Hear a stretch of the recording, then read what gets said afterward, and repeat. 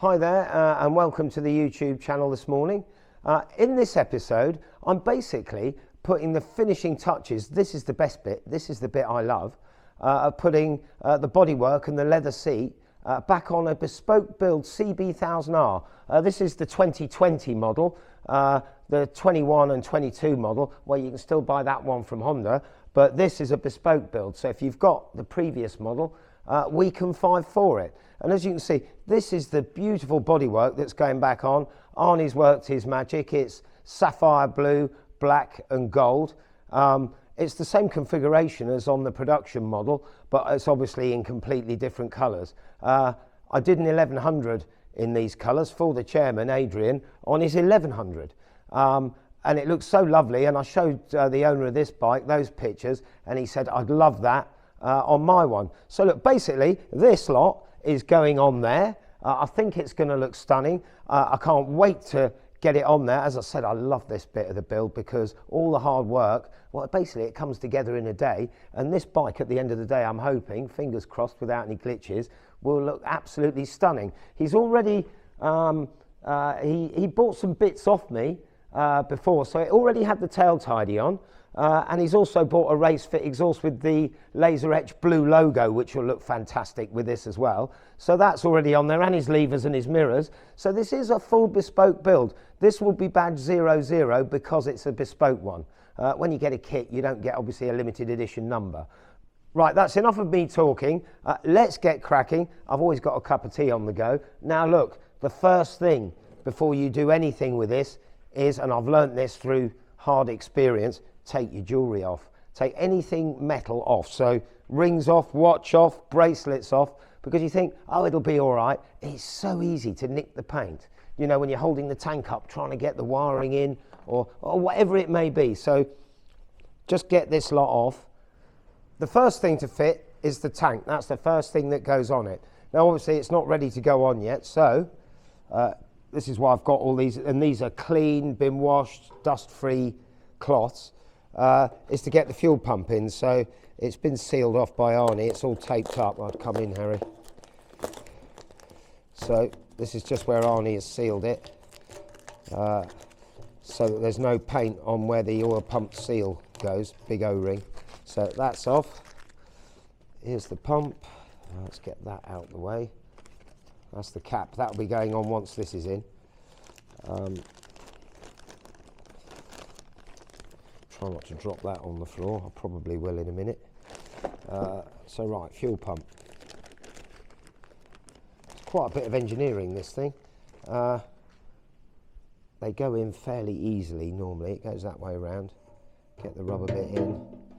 And just slot this in and bolt it on. It's fairly straightforward. Watch you don't pinch the gasket. Where's the studs?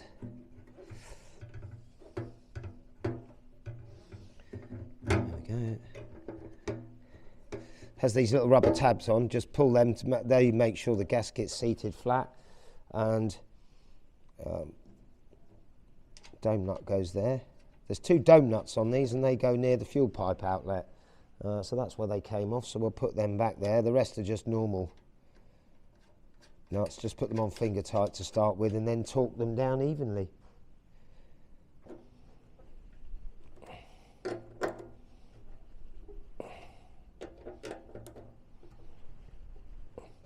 Right, that's the fuel pump in.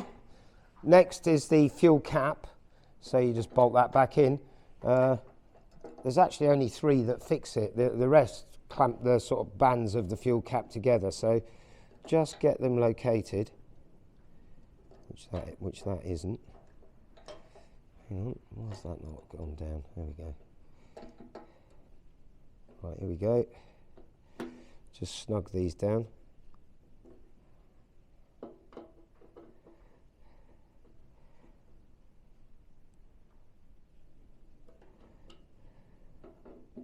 You don't want to over tighten these, you just literally snug them down. I notice when I take them apart they are not tight, these screws. So we just check that that works okay. So it unlocks and then it should just lock when you push it. There you go, so look, that's working fine. that's that. Right, next I'll put the rubbers in here and then we'll start to fit it to the bike. Right, I've now prepped the bike ready to put the tank on. As you can see, there's rags over all the sort of metal covers on the airbox and radiator, just so hopefully you don't mark the paint because it's so easy to mark it. There's the ignition mount there. That's got quite a sharp edge. If that did mark it, it's under a plastic plate, but that's not the point. You want to get this on without marking it. So, and this bit of foam is just so I can sit the tank on it and hopefully, fingers crossed, I can get at the two connectors. One's for the fuel gauge and one's for the pump. So it's that one there and this one here, and hopefully this will just hold it up enough for me to get my hands in there. It is quite tricky. And then I've got to connect the fuel line. That goes on first. And then there's these two breathers. I put the little one on first. That's got a little clip on it. So that one then goes on. And then last of all this. And then you can bolt it on. So it is a bit involved. Just have your cup of tea ready. And just take your time and just go slowly. I've wrapped the switch gear because there's bits sticking out here. Shouldn't contact it, and I never have, but I still always take the time to wrap everything. So, look, I've done the best I can. If I do mark it, I'm not sitting here thinking, oh, I should have wrapped that. So this isn't foolproof, but it goes a long way to help. It has got me out of big trouble where the tank's shifted or something. So, right, let's get it bolted on.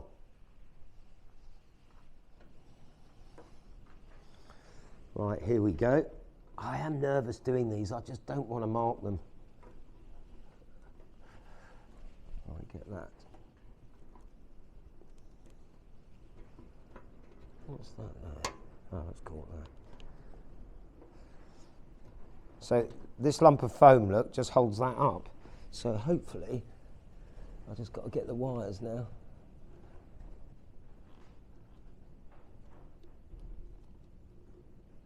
Right, doubly make sure those are pressed in because you don't have to be lifting all this off again once you're involved. Right, that's the electrical connectors in. Right, now, next is the fuel line, which is just a push fit and a click, hopefully. So, I think that clicked. Yeah, I can't pull it off, so that's on. Just falling off the bracket there at the front a bit, which is no problem. Right, now it's just connect the two breathers. First I'll do this little one with the clip on. These can be tricky. That's that. Now it's just the clip. God, these are... I don't like doing it with pliers because you can chip the paint. But it does have to go on properly. Let me get it. Ooh. It's fallen off the bracket. That is why you have the rags and everything, for exactly what happened there. So that's fine. Where's my torch? Just want to check that's all the way on and that the clip's seated correctly.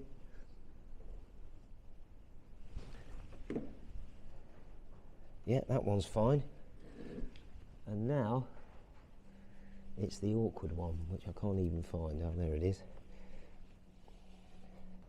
Right, after a bit of a battle, the hoses are now on. It's the fatter front one of the two that's awkward. I wish they'd put half an inch longer on it. It would make life so much easier. And then this has got to just be snugged into the... There's no bolts in the front yet, obviously. Just get that roughly in line. It's just resting on the tabs at the front. So here's the bolt for the back. Just push this through at this stage. Right, I've just pushed the back bolt in loosely. It's not even all the way through. So I've got movement on the front. So now it's just get the two front bolts in.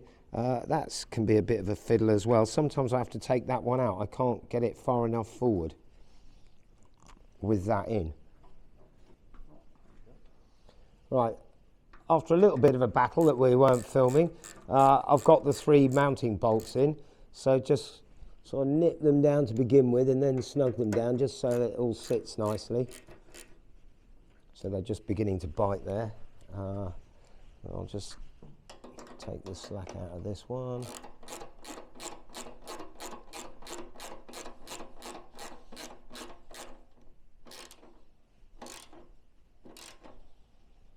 Right, now tighten them properly.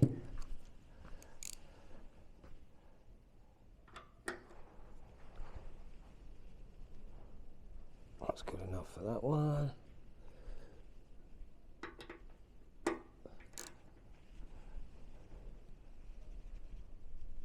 That's that one.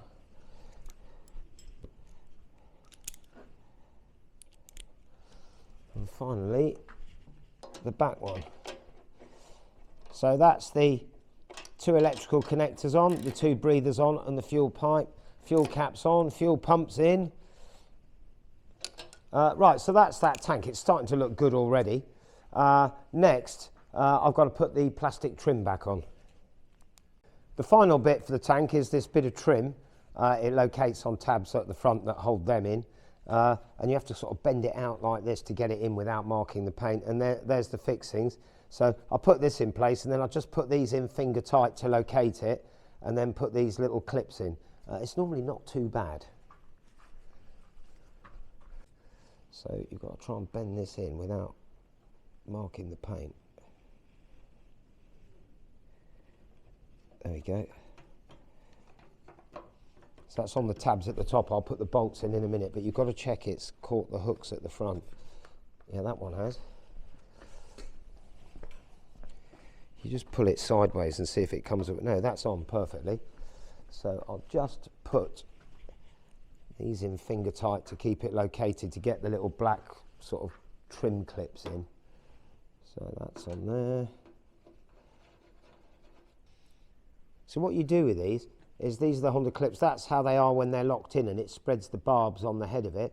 You push it back out so the barbs have gone in. You push it in the hole, and then you push that centre tab in. You must get a click out of this. There we go.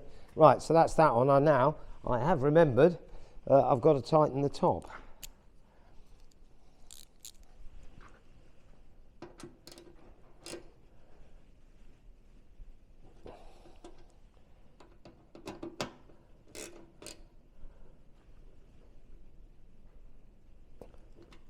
Right, that's the tank finished. Although we're fitting the bodywork, the next thing to go on, because obviously I can't fit the seat cowl until the seat's on, and I'll do the fairing last. So we've just got to get this seat mounted. It's the standard seat, recovered in leather. So obviously, first I've got to put the mounting rubbers back in. I just kept these on the lugs on the frame so I don't lose them. So when I finish the tank, I'll pick them off. They go in fairly easily, spin them to check they're in. That goes that way.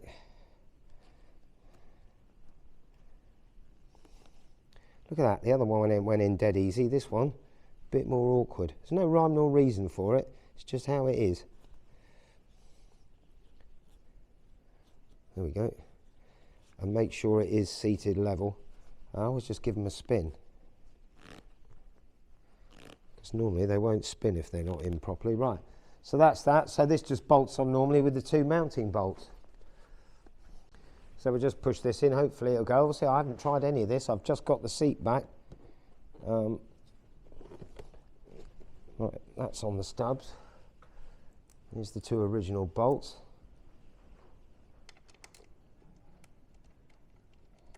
That's that one.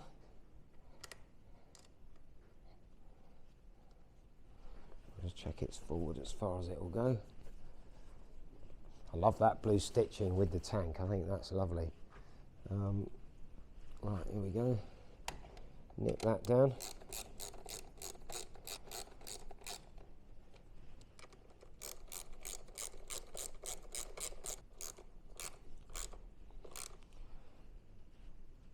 Right, that should keep him comfy. These are more comfortable than the original seat because of the leather and the extra little bit of padding in the diamonds. I think that looks lovely. Right now, it's the tailpiece, but first I've got to fit the bum pad to the tailpiece. Obviously that's got the 5.4 logo in, and this sits like round there, look. So when that's in the tailpiece, which looks fantastic, I can't wait to get it on. Right, here's the tailpiece complete. I've got the pad on, I didn't film that. To be honest, it can be a little bit of a struggle with these rubber tabs at the back, but look, that's on there perfectly. There's the yours truly signature. I like that in the gold on the black. I like the gold lines. I think that's beautiful, look, and it's got the blue stitching, 5.4 logo. Now these can be a little bit tricky to fit the first time because of the extra thickness of the leather, but once that's been on there a month, it's a lot easier to click on and off. This first time, it can be a little bit of a struggle, but it all beds in. This beds into the leather below and it gets easier. So we'll just see if we can get this on first time. It can be a bit of a... Oh, there we go. There we go. Check that out. Now look at that. I think that's fantastic. I really do like that. Action. Right, the final bit of bodywork to go on is the fairing. We've done all the hard work trimming it in the first place before it went off for paint to Arnie. So fingers crossed, this should go on. You've got to watch the clearance around the indicators, obviously, because they rubber mounted and they flex a bit, and if you keep it too tight, it would rub the paint off on this edge. But I think I did all that before it went off. I hope I have, because otherwise I'm in big trouble. So it's literally just these 4 little original Allen bolts. I've put a towel on the mudguard. It's not so critical on these because the mudguard's not painted, but if that mudguard's painted, you want something like that there in case you drop a bolt. You don't want to chip it. So this should be a straight fit. It should go straight on. This is famous last words, but I'm in big trouble if it doesn't. So get that one on, and all you do is put these in loosely to begin with, get all 4 in, just get that started. You don't want to drop the fairing at this stage. Just wait till that starts contacting. These are on rubber well nuts, so you'll get quite a bit more on those. It's literally just get them all in. You don't want to do any uptight till you've got all 4 in. So here we go. Last one going in. I'll just whip round all of them and check they're tight. I'll check the fit around the indicators. That's that.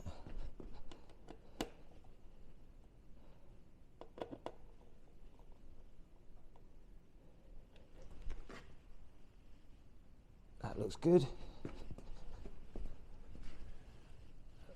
Right, that's the fairing on. The last piece of the jigsaw is going to be fitting the 5.4 badge, and this has got his 00 engraved in it for a bespoke build. So I think that's looking fabulous. I hope he does. Right, the final piece of the jigsaw is the 5.4 badge. To get these on, I put a bit of tape that's parallel on the bike so that you can get it. So, and this tape that's on the badge is parallel with the word 4 that's written on it. So hopefully, if it's a micron out, it doesn't matter. But if you get it really wonky, it looks awful. So this has been degreased. I've got my head torch on because I'm trying to see the bottom line in the recess. You've really got one hit of this. You can get it off and go again. I think it's about there. There. I'm going to just jab it gently.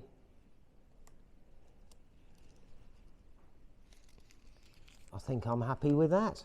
I think that's it. Walk away.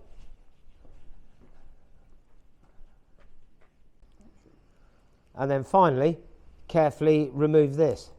Hopefully I won't pull the paint off now. Just goes carefully. Polish that and we're done.